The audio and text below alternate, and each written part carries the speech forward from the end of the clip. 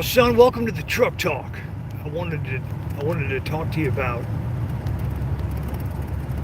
how your country's being taken over by communists.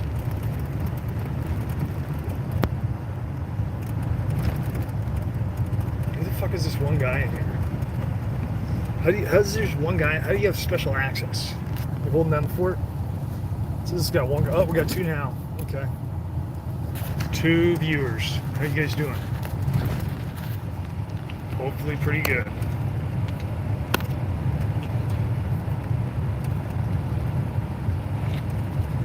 Yo, what's up, R? What up, R?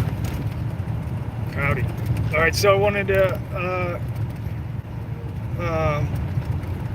discuss some things about talking in this truck.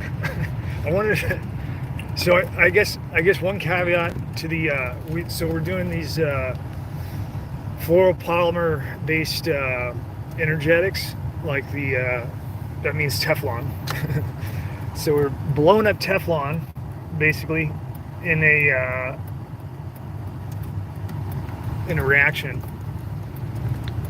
and like we did, I thought I was pretty clear about, like, you don't want to breathe that stuff in, and you really don't. But I didn't know if maybe we should touch on that, like, just so that people understand. Like, so when the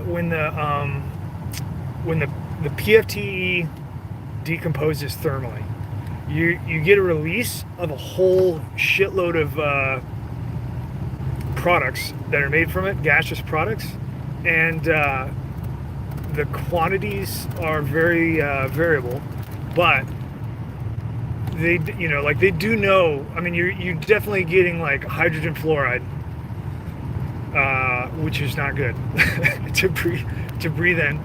You're definitely getting hydrogen fluoride, and you're also going to be getting some PFIB, which is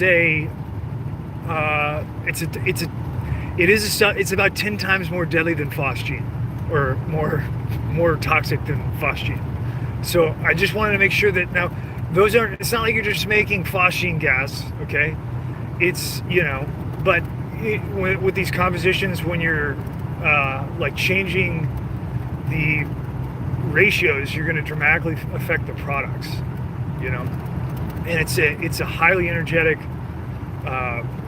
reaction, and you don't know necessarily the exact composition of Teflon, especially if you're getting it from China and stuff like that. Like if you're getting Chinese manufactured Teflon tape, which is, that's a lot of Teflon tape. So I just wanted to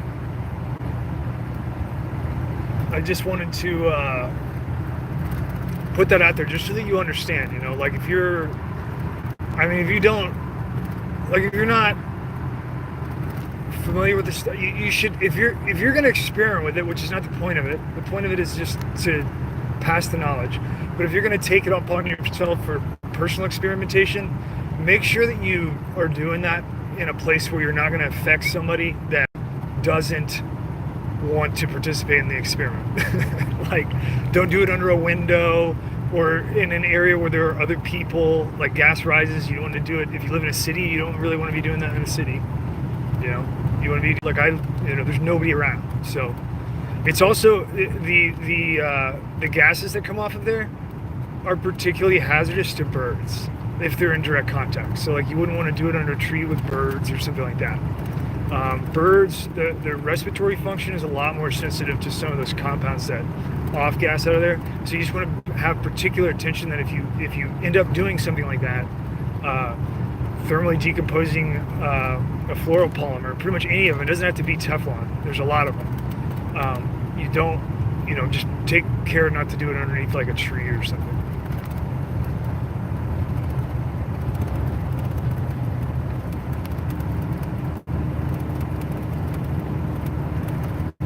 Now, that doesn't, full stop your most cutting edge energetics and munitions in U.S. development and for the military are composed of that. So it's not like you're, we're not like Mad Hatter here releasing phosgene gas or something like that. It's nothing like that. We're just discussing something fascinating and bringing it to light. And you know, there's a lot of that stuff going on in the government, so they're detonating a lot of it.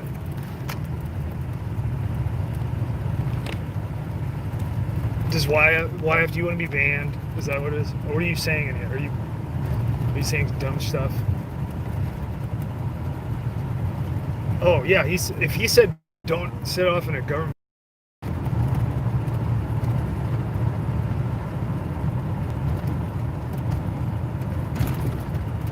Now so I kind of held back because there's some additional testing, but I didn't talk about the coolest properties of it. I left those out because I need to get more experience with them before I present it.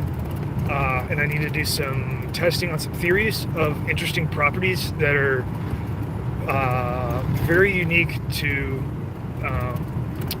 fluoropolymer compositions. And it's such a huge topic. I could do a series of videos just on that, and it would be pretty fascinating. Because I don't really see much of that online, like on published videos. But it's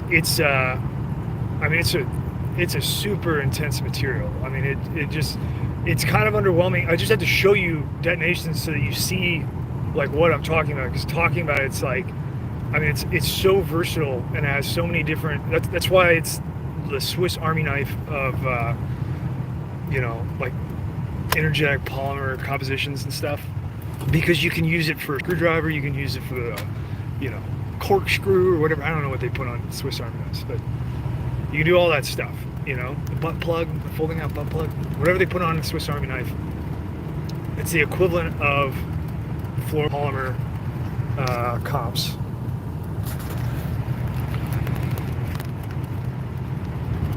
Tons of really interesting stuff.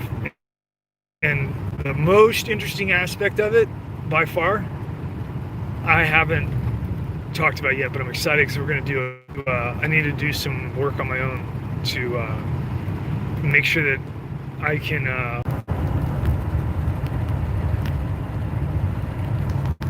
what rifle lights do I like? I think the Streamlights are really good. Like the Streamlight HLs with the tape switches are really cool. They're I've actually got one right here. Here, pull over for a second.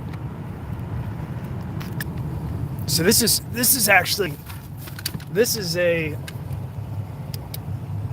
that's a HL from Streamlight, and then the tape switch is really cool because they come with molding holes. You can actually open those up with a drill, and then you can just put your M-lock screws directly in it and attach it directly to the rail with no intermediate interface. So this is like the tape switch directly connected to an M-lock rail. It's also a good reason that you would want to have M-lock on the top of the rail, which is not very common. They don't really do that. They put rails on the top of rails. I don't know why. Or handguards, I don't know, whatever.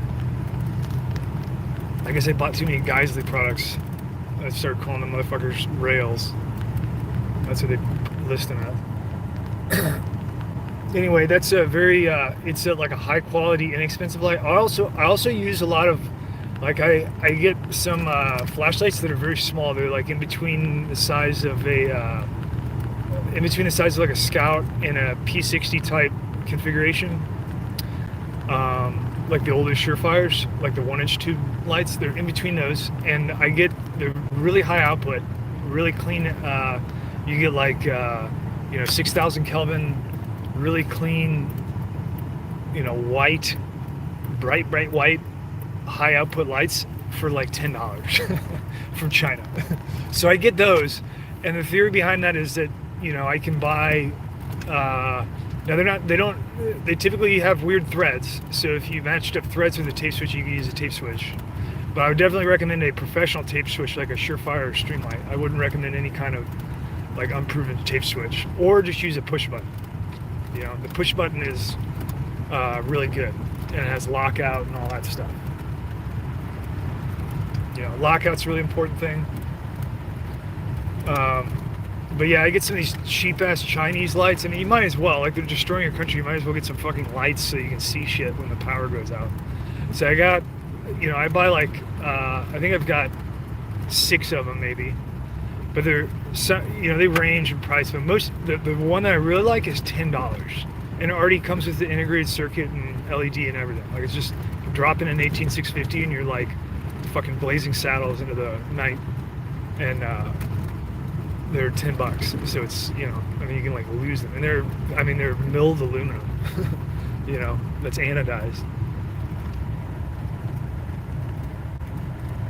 The Arasaka stuff, I've got Arasaka stuff. Some of their mounts are kind of thin, and I don't really like that. Like, I don't like flex in the aluminum. I think a lot of mount stuff for like flashlights and stuff, I wish they would do it out of steel. But aluminum is obviously cheaper, and it makes sense. But they're in that way for the manufacturer. But I would prefer, as an end user, I prefer steel mounts, just to stop flex and stuff, and like torquing that motherfucker snaps if I'm like hanging off of something and hit or like crack my flashlight really hard. Let's see. The fucking I keep getting emails about the Great Reset, so I was trying to avoid the Great Reset, discussing it, just because it's not really, if you guys haven't figured this out yet, like, this shit is happening. So you're not gonna just like wait it out. Like, if you think that you're just gonna like sit tight and like chill out and not be affected, and then let everybody else get affected. If you're living in a mountain and are like, you own land and are, only have to worry about property tax and that's it, then you'll probably do a little bit better. Everybody else that's not in that category is going to be like, you're going to be facing what's going on. And I don't necessarily mean you're going to resist it. I mean, you're going to be, you're going to absorb the full consequence of what's going on, and it is happening, and it is just going to keep on happening. And the Great Reset, if you're not familiar with that, since I keep getting correspondence about it from viewers, the Great Reset is through the World Economic Forum interface. It's a bunch of people talking about redesigning society, both economically and socially and technologically, as a fourth industrial revolution. And what that really means, to cut through all the bullshit, is that this is just the excuse for why they did 9/11. This is the excuse for why they did the coronavirus. This is the excuse for all of this stuff. Has created the opportunity for this, and the technologies that they're going to change and introduce have been getting developed in tandem, in parallel, through development and testing and stuff for like 2 decades. So this has a lot of components. The big one that they don't talk a lot about is going to be commerce. You're going to have to go to a digital commerce, and they're going to do away with cash. Now, when they do that, I mean, if you don't find a way to be resilient, and the correct way to do that would be to conduct trade, and make a trade system so that when they take away your cash, you're still able to efficiently trade. And using comms, there should be some effort put into developing that, and taking it from like an idea into practicality, where people can actually have some satisfaction in exchanging articles and stuff and resources, without having to use a digital currency, because you're gonna, it's all gonna go back to digital currency once they switch to that, and you'll have no anonymity. So then you lose your right to privacy in practically all aspects of your life. The other really dangerous thing about it is the IoT